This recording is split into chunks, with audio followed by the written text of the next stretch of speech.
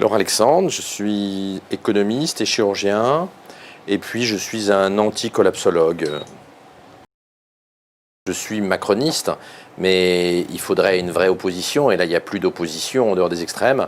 Donc je pense que le post-macronisme va être très très compliqué. Et ma conviction, c'est qu'après le deuxième mandat de Macron, c'est Marion Maréchal ou Marine Le Pen qui va avoir le pouvoir, parce qu'il n'y a pas d'alternative à droite et il n'y a pas d'alternative à gauche. Il ne faut pas s'y tromper. Les zadistes de Notre-Dame-des-Landes qui veulent être low-tech, ne pas consommer et vivre selon les préceptes d'Alain Damasio dans un passé mythique où il n'y avait pas trop de technologie. Quand le petit a la leucémie, on appelle l'hélicoptère, et quand on fait un infarctus, on appelle l'hélicoptère. Donc même les gens qui se veulent anti-techno, quand ils sont malades, ils appellent le SAMU. Ils sont passagers clandestins de la high-tech.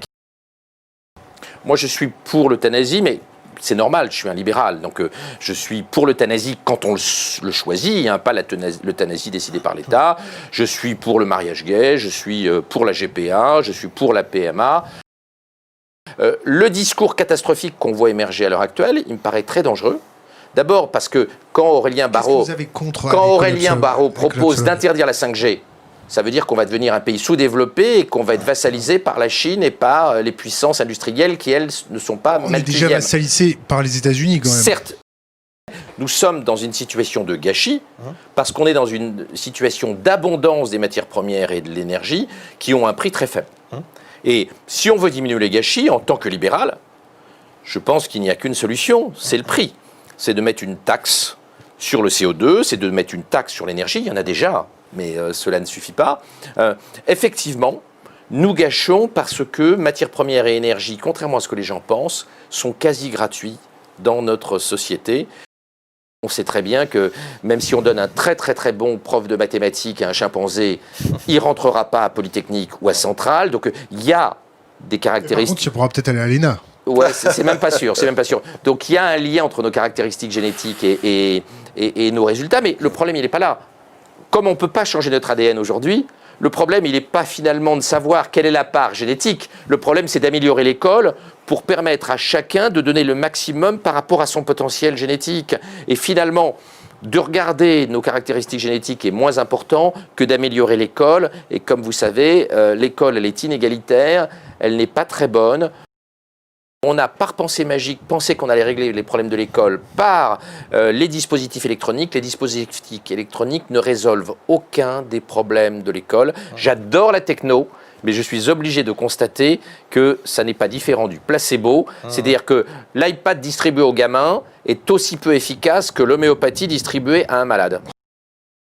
Moi, mon sentiment, c'est qu'on autorisera l'augmentation pour tout le monde et qu'à long terme, la sécurité sociale favorisera l'eugénisme intellectuel de manière à diminuer les inégalités intellectuelles et éviter qu'il y ait des processus révolutionnaires avec trop de gens qui ne sont pas adaptés à la lutte face aux intelligences artificielles du futur. Donc je pense que l'eugénisme positif à moyen terme, il sera finalement une nouvelle facette de l'État-providence et que, constatant l'échec de l'école pour réduire les inégalités intellectuelles, on utilisera une technique neurogénétique, des technologies biologiques, parce qu'on considérera demain que les inégalités intellectuelles actuelles que l'on accepte, elles sont intolérables.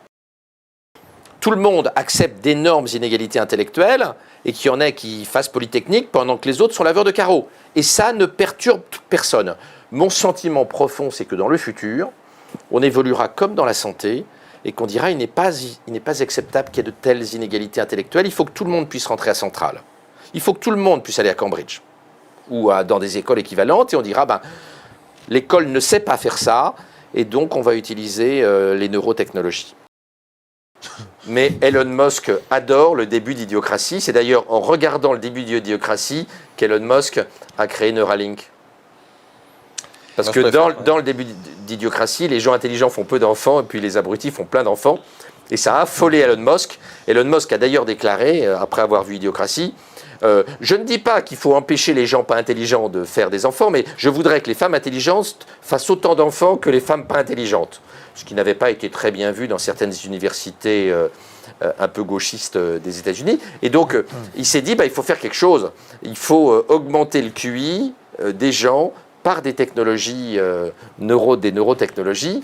Et c'est là où il a eu l'idée de fabriquer des microprocesseurs pour augmenter le QI des gens, les rendre compétitifs face aux petits asiatiques et puis face à l'intelligence artificielle. Jouissez, profitez et n'écoutez pas les prophètes de malheur apocalyptiques qui vous démoralisent. La vie est belle, contrairement à ce qu'on vous raconte.